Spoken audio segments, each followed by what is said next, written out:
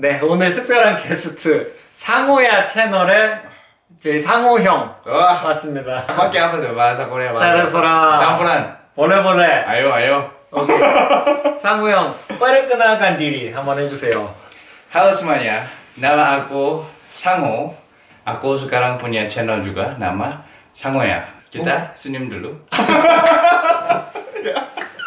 Mungkin banyak orang Indonesia juga penasaran karena kadang di Indonesia generasi muda Korea ada. 그분들은 왜 인도네시아에 왔고 뭘 하고 있는지. Aku bilang sebagai representative teman aku, bukan dari pendapat aku. Yang aku dengar ada banyak alasan. Alasan pertama, mereka mau cari kesempatan yang lebih gede kata mereka. Kayak di Korea, kayak kamu udah tahu banyak orang di Korea sekarang cari pekerjaan itu susah banget. Dan bahkan pun cari pekerjaan yang perusahaan gede di dalam 1 tahun banyak yang memutuskan berhenti. Ya kan, di dalam 1 tahun berhenti ya kayak 40% gitu kan. Mungkin gara-gara budaya pekerjaan terlalu pressure dan macam, mereka mau lihat di luar negeri dengan budaya beda dan dengan kesempatan lebih banyak yang mereka bisa lakukan sebagai orang Korea. Yang mungkin gara-gara ada K-pop, K-drama, mereka bisa lakukan lebih di luar negeri. Tapi banyak yang balik ke Korea di dalam 2 tahun. 그러니까 인도네시아에 가서 너무 재밌게 일하고 좋은 사람도 많지만 한국으로 결국 돌아오는 사람도 많이 있고. Gara-gara banyak orang Korea yang cari pekerjaan di Indonesia adalah biasanya rata-rata di perusahaan Korea, bukan di perusahaan Indonesia atau perusahaan luar negeri. Perusahaan Korea yang ada di Indonesia, ya kan? Tapi rata-rata perusahaan Korea yang ada di Indonesia adalah bidang kayak tekstil, sepatu, atau rambut palsu, yang manufacture semua. Rata-rata pabrik. Ya kan, pabrik gede, kecil, macam pabrik. Tapi rata-rata pabrik di mana? Bukan di ibu kota, bukan di Jakarta. Rata-rata di kota yang bukan Pulau Jawa, kayak Sulawesi, Papua. Papua mungkin bisa jadi. Ada orang yang Korea yang tinggal di Papua juga. Aku punya teman yang tinggal di Papua juga. Tapi pasti infrastruktur di sana nggak terlalu ada kan. Ya, kalau mau makan KFC harus naik mobil 30 menit gitu. 1 jam. Contoh kayak gitu.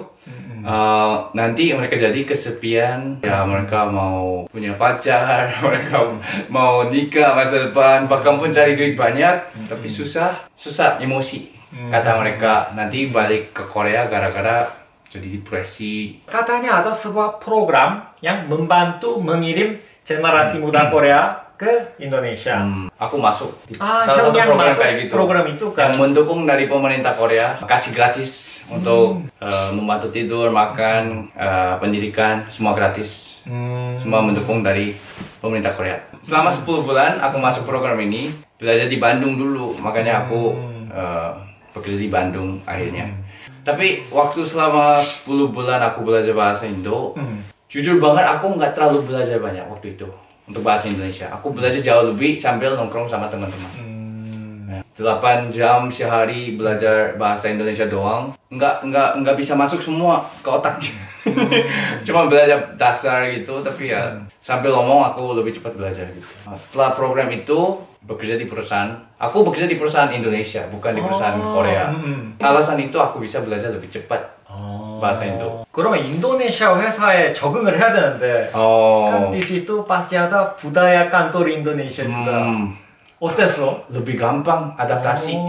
Gara-gara aku punya beberapa alasan. Alasan yang pertama mungkin gara-gara aku orang asing. Cuman aku yang orang asing di antara semua karyawan di perusahaan ini. Mungkin gara-gara aku orang asing, aku punya advantage. Kayak aku bisa lakukan sesuatu yang salah, mereka bisa kayak timun ya gitu. Ya mengerti lah, dia orang ya gitu sih. Ya semua pertanyaan yang aku punya mereka selalu jawab dengan yang ramah. Orang Bandung, orang Indonesia rata-rata ramah banget kan. Dan rasa kayak family banget sambil bekerja di sana. Bersyukur ya, bos di sana, karyawan di sana, aku tetap bersyukur banget. Tetap kadang kontak sama mereka.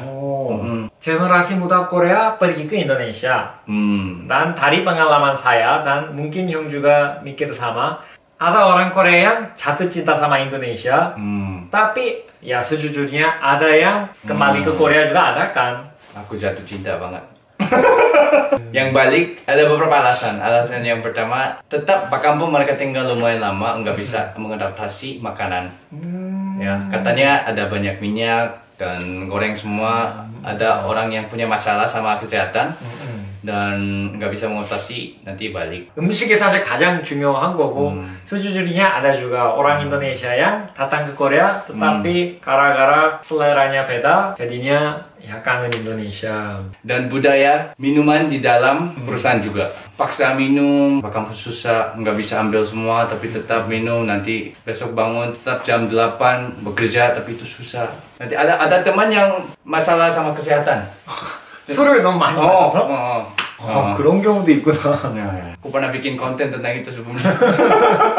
Orang Korea yang cari pekerjaan di Indonesia, di perusahaan Korea, rata-rata itu langsung dari manajer. Pak kampung mereka umurnya muda, kayak awal 20-an. Kalau mereka cari pekerjaan di sana, langsung jadi manajer dulu. Di Pak kampung mereka nggak tahu ilmu apapun tentang pekerjaan, tetap jadi manajer dari pabrik. Jadi ada banyak orang yang di bawah dan ada orang yang banyak di atas juga. Langsung di tengah tapi nggak tahu apapun. Berarti dapat pressure dari atas, dapat pressure dari bawah juga.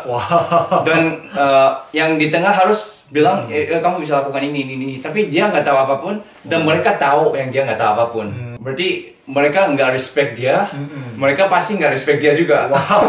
Berarti cuma dapat pressure terus dan memutuskan nanti menyerah. Yang aku dengar dari teman-teman aku dan minum terus.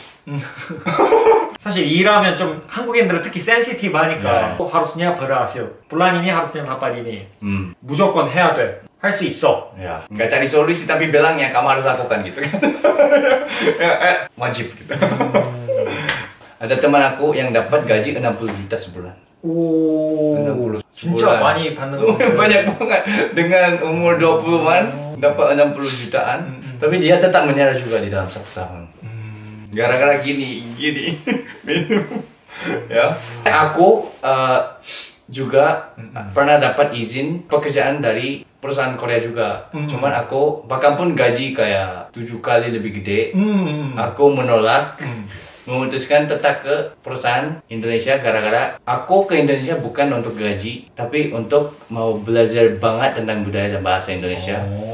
Pikiran aku kayak gitu, kalau aku tinggal di negara lain aku selalu fokus main sama orang di sana. Kalau aku kumpul sama orang Korea kayak kamu, orang Korea selalu omong di luar negeri, aku nggak akan belajar apapun, ya kan? Omong sama orang Indonesia di jalan, di angkot. Kamu cara belajar bahasa Indonesia gimana? sama teman kan? sambil makan malam, nongkrong. 마지막으로 하고 싶은 이야기 있으면. Bandung Opa dan YouTuber lain yang bikin konten target ke Indonesia, kita benar-benar suka banget sama Indonesia, ya kan? Kalau kita nggak terlalu suka sama Indonesia, kita mungkin nggak akan jalan YouTube dan bikin konten terus. Ya. Bahkan pun aku nggak post setiap minggu, gara-gara aku punya pekerjaan juga. Ini cuma aku bikin sebagai hobi. Semua aku tetap bisa bikin konten kadang, biar yang pertama aku tetap bisa berlatih bahasa Indonesia. Bahkan pun tinggal di Korea dan suka banget sama Indonesia, gitu aja sih. Ini rumah Bandung Opa ya kan? 네, 오늘 같이 밥 먹고 갑자기 촬영을 했는데 ya, tiba-tiba kita memutuskan bikin konten. Dia tiba-tiba bilang, mau bikin konten? Setelah makan, ya ayo bikin konten sebelum istri datang. 네, 감사합니다. Makasih.